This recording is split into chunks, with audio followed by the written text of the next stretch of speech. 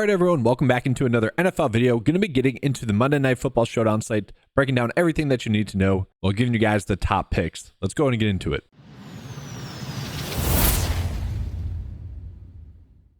So as always, I'd like to start off with a game preview, and just looking at this game, this is going to be a lower scoring game, one of the lowest scoring games that we actually saw in week 8. So looking at the game total, 36.5. So really not expected to be that many points in this game. Also, kind of interesting that the Steelers are almost 6-point favorites in this game as well.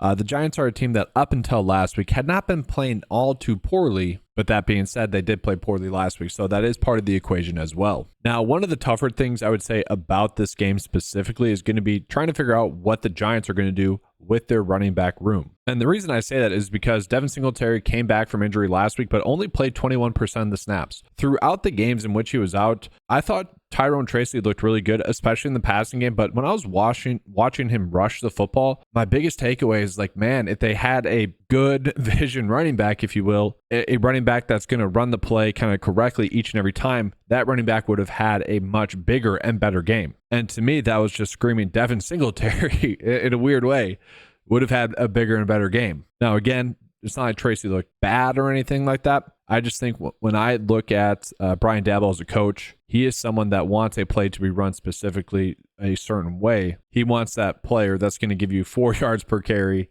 on every carry rather than one guy that's going to pop a few big plays. And so to me, like Devin Singletary is more of the straightforward player, going to make the correct play every single time.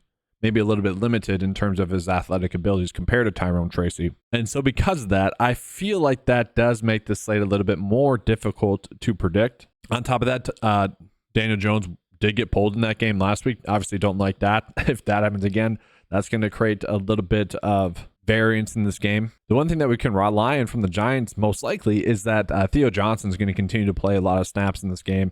He's been averaging about 80% of the snaps, and we saw last week and the week before that around 90% of the snaps. That's the one thing that has stayed consistent. And then receiver-wise, Malik Neighbors back up into his normal snap share. And then we also saw Wendell Robinson kind of get his normal snap share as well, with Darius Slayton still getting a lot of work as well. So that shouldn't change. So at least we have like 4 players that we can at least kind of predict snap count share-wise for the New York Giants. Let's go ahead and take a peek at the Pittsburgh Steelers. And so for the Pittsburgh Steelers, their snaps have been very annoying. Let's just put it that way. Okay, so George Pickens, we don't know if he's going to play 80% of the snaps. We don't know if he's going to play 60% of the snaps. I'm assuming it's going to be closer to 80% of the snaps, but we don't know that for sure. Van Jefferson has been playing an extremely annoying amount of snaps as well, typically about 60% of the snaps. And then you look at someone like Calvin Austin, who has looked good when he's played a decent amount. They still haven't been using him all too much as well. So that's going to make it a little bit difficult. You look at the tight end snap share. We have seen a lot of 2 tight end sets to the point where Darnell Washington is gaining like 50% of the snaps along with Pat Freiermuth. And then running back wise, kind of a good thing, I would say, about a 50-50 split between Jaylen Warren and Najee Harris. That's something that I do expect to continue. If you guys were watching the games, Jaylen Warren's look great. He has that burst. I would say it's kind of the same situation that I just called that with the Giants as well, where Najee is someone that does consistently make the correct play over and over again, whereas obviously Jaylen Warren is more the big play guy. And so let's go ahead and jump on into the prop bets here, guys. What we're going to notice, and one thing that I want to call out here is that looking at like Russell Wilson's passing yards, a vastly different line on PrizePicks and Underdog than it is on the average sportsbook. So I'm assuming that this is due to volume. People on PrizePicks and Underdog are betting Russell Wilson over passing yards a lot. This has actually went up a little bit throughout the night. It started at 203 and has went up. And so now it's to the point where, all right, do we start to think about betting the under here on PrizePicks or Underdog? Because if we pull up Russell Wilson and his like pass yards on the traditional sportsbook tab here, player prop tab, what we're going to see is that most books are going to have him at under 200 yards. I would say if you guys like this bet and you guys are someone that bets on a traditional sportsbook, FanDuel would be the place to do it. 197.5 there on FanDuel. Not a bad line there. Minus 113. I'd be happy to do that. And if we look at the average yards given up by the Giants defense per game, it is around 208. So I see why people are betting the over here. And on top of that, like Russell Wilson looked good last week. I don't think anyone would be denying that at all. Thank you, Wilson, for making me look good. I really went out on a limb, honestly, talking him up a couple of weeks, kind of explaining why the Steelers would do that. Made me look good. So thank you, Wilson. But yeah, he did look good last week. And again, like the reason why you go to Wilson from Justin Fields is literally to get the game out of Wilson that you did last week. Justin Fields just doesn't have that in him. Now, the thing with it is, Wilson will more times than not probably play closer to the Justin Fields type of quarterback play that we saw from the Steelers throughout the whole season. But the whole point of playing Wilson is that he does have those games in him still, whereas Fields hasn't proven that he does. And so maybe this is a game where the Steelers know they can probably win the game. 6-point favorites in this game. Maybe they just try to win this game by not having any mistakes really, and really just try to establish the run via the ground game. And I think that would be probably the approach I'm going with. So again, just to reiterate, traditional sports books, heck, maybe in pick six or flip, bet is over passing yards there. But on PrizePicks or Underdog, we're either staying away or betting the unders because their lines have become too high now. And so one thing I find interesting about kind of Russell Wilson is, again, PrizePicks and Underdog, they are definitely valuing him a lot higher than Vegas is. And so on PrizePicks and Underdog, his fantasy score is vastly higher as well. And so I do see a path where we can get on potentially George Pickens and Russell Wilson for under their fantasy scores. That's mostly just betting on the game being a low game total. And that's one thing that I like to see. I like to see when the lines at least match up with what the game total is telling us. Less points equal less touchdowns equal less fantasy score, most likely. And so this is a bet that I don't mind. It would be better if they weren't the favorites, 6-point favorites, but still not terrible. Really, the best bet that we're going to see here is going to be Chris Boswell for over 1.5 field goals made. Pat Freiermuth is actually going to be someone that I could see potentially struggling in this game. The Giants are actually really good at stopping opposing tight ends. I would say that's the strength of their defense thus far. In terms of like Pittsburgh Steelers prop bets that I like, I want to get to Jaylen Warren, and I think I want to get to Jaylen Warren for over his rush yards. Now we're going to see on PrizePicks Underdog, this really isn't the best bet for 30.5 rush yards, but I do expect him to have a big play or two that really pops, especially against the Giants here, where, again, I think the strategy for the Pittsburgh Steelers is going to be to establish the run. And if we look at Jaylen Warren from last week, that was the theme. 12 carries in that game, 44 rush yards. Kind of had that normal workload that you would expect him to have as well coming into the season, splitting the work with Najee. And so if the game goes the way Vegas sees it's going, I actually think the game plan is going to be very similar to what it was against the Jets. And so that's where I'm getting to Jaylen Warren for over his 30.5 rush yards. And so we'll take a peek at Underdog real quick. They are a little bit more aggressive with their lines here. So George Pickens for under 11 for a fantasy score is a little bit too high. But if you think George Pickens is going to get a deep ball target or two like he did last week, if you think that's going to continue, then his over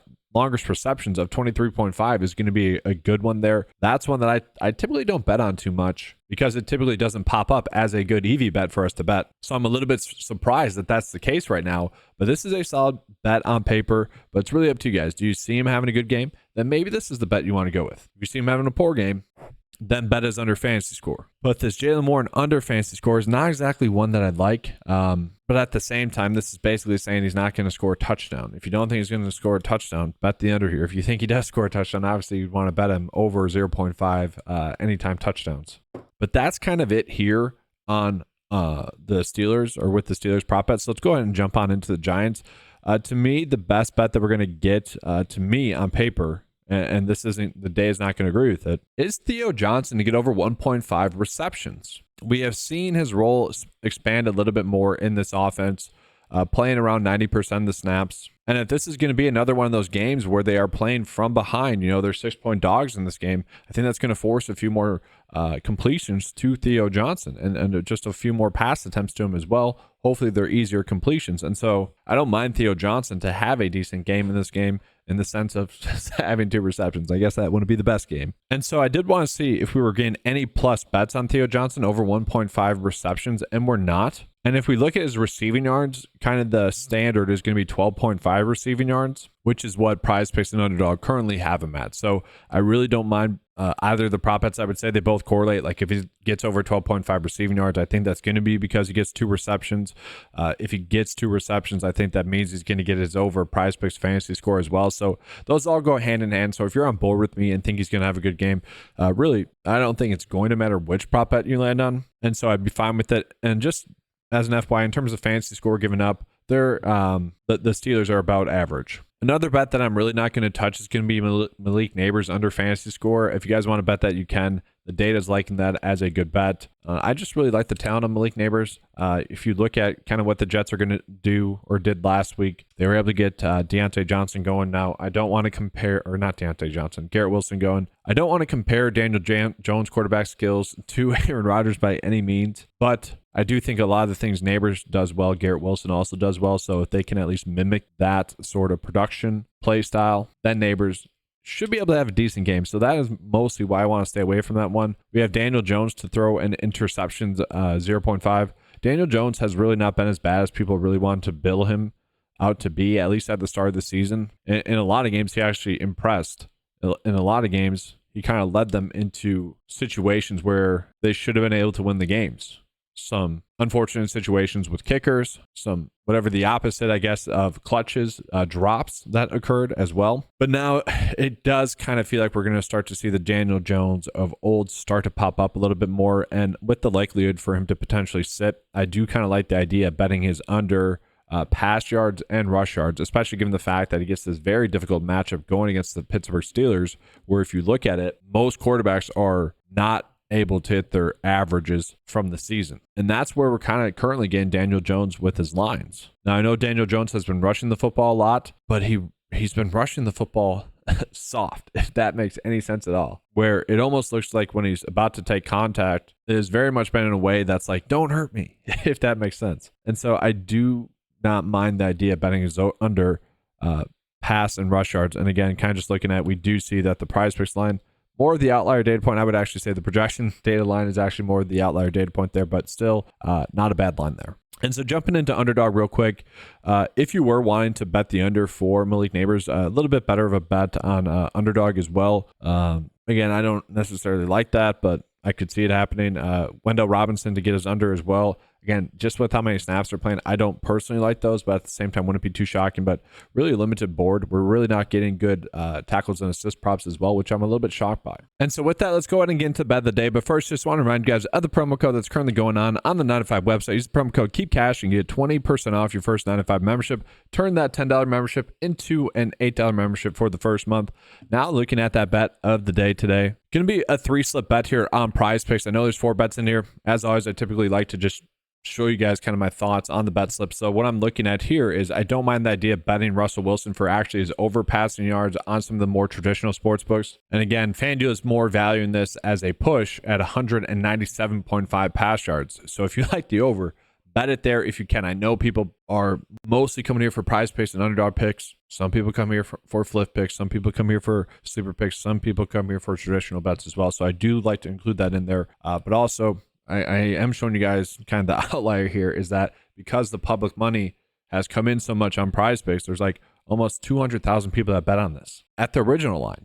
And that was one where I got a little bit of exposure to, not nearly that much, but a lot of people hammered that bet to the point where now it's per Vegas getting a little bit too much love. And so I want to call that out. But we're really not getting that many like great bets here, guys. And I'm just trying to find the spots where I think we are gaining an edge. And I do potentially see Daniel Jones struggling again in this game against Pittsburgh. I do think Theo Johnson has a good chance to get at least 2.5 targets, which should lead to 1.5 receptions. Again, I don't hate the idea of doing his over receiving yards. And then if this game goes the way Vegas sees it going, I see this game potentially playing out a lot like the Jets game, where we do see a lot of Jaylen Warren in terms of rushing attempts and then rush yards. That's going to be all for this video, guys. Make sure to give a like and subscribe to the channel. That does help out a lot. Thank you guys for watching. Comment your favorite prop bet. Again, if you guys want access to any of the data, head on over to 9to5sports.com. That's going to be all, guys. Thanks for watching. And as always, let's keep cashing.